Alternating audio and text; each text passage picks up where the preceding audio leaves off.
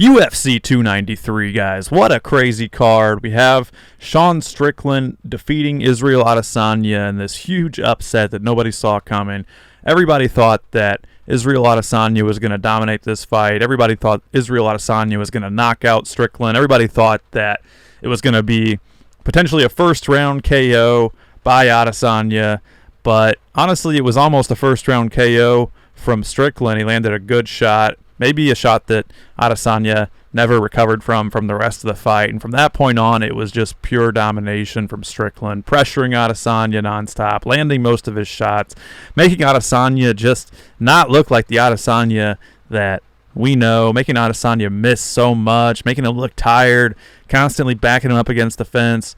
There was only just a couple times in there where I started to worry about Sean, which was where he was like really pressuring Adesanya. He was up against the fence. I thought, I was like, oh man, maybe he's going to get too aggressive. Maybe Adesanya can land a counter the way he did against Alex Pereira, But Sean Strickland, man, in control of this fight, pulling off one of the craziest upsets ever, and he gets the middleweight title. And it's not by some freak knockout, not by some freak accident, but just 5 rounds of domination. And you got to give it up to Sean, man. I think he just looked so in the zone. You could tell he had this sort of aura, focus about him the whole night. He never got too ahead of himself, got too crazy. I think he really learned from that Alex Pereira knockout and from the sparring sessions that he had with Alex Pereira, because you could tell that he was very reserved in this fight. He would go in, he would take his opportunities, but then he would back up as well and not get too ahead of himself, and he wasn't leaving himself open at all. And he just looked like he was like this perfect fighter created to destroy Adesanya. It was so weird to see, because everybody thought, maybe Strickland would use some wrestling, maybe Strickland would be able to take him down and go from there, but nobody would have predicted that there was going to be 5 rounds of Strickland just purely outclassing Adesanya on the feet, and that was what we saw. I think it blew everybody's minds. I was watching it with the fight companion, the Joe Rogan fight companion, on side by side. So it was like Joe Rogan, Brendan Schaub, Brian Callen, and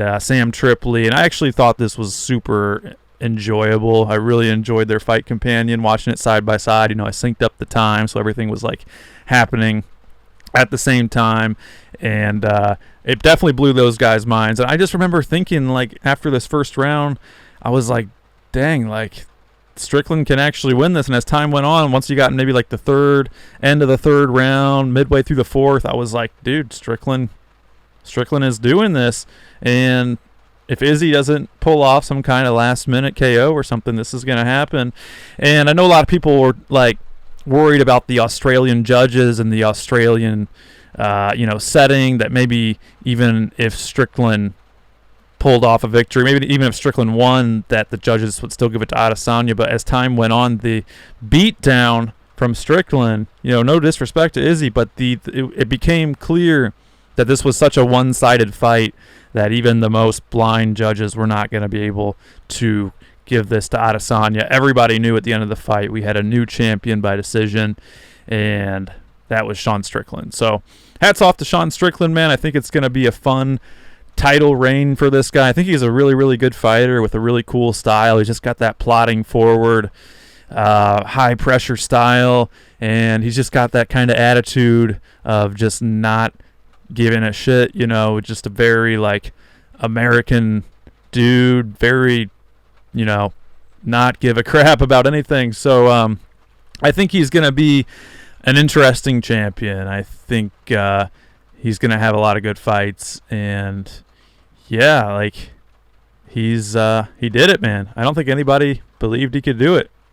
I don't think he was such a not a favorite for this, but he pulled it off, and hats off to Sean Strickland. What a main event. The rest of the card was also really, really good. We had, Tyson Pedro versus Anton Turkaj or whatever. And Tyson Pedro, he pieced him up. He got him with a really good body kick. And first round finish there. Then we had this Justin Tafa versus Austin Lane. I guess these guys had fought before, but it ended with like an eye poke or something, and then there's another eye poke. Austin Lane eye pokes him again, and then Justin Tafa gets the first round KO, TKO, and that's got to feel good for him. Then we got this Manal Cape guy who was actually trash talking Adesanya a little bit in the lead up to this card. This flyweight, this little, smaller dude, and that fight between him and Felipe dos Santos was really, really high action, really good, and it ended up with Manal Cape getting a decision after 3 rounds, so good for him. And then we have Tai Tuivasa, Alexander Volkov, and this was a good fight as well. This was the co-main event, and this Alexander Volkov dude just looked in the zone. He's got a big reach advantage, and he definitely used it to his advantage.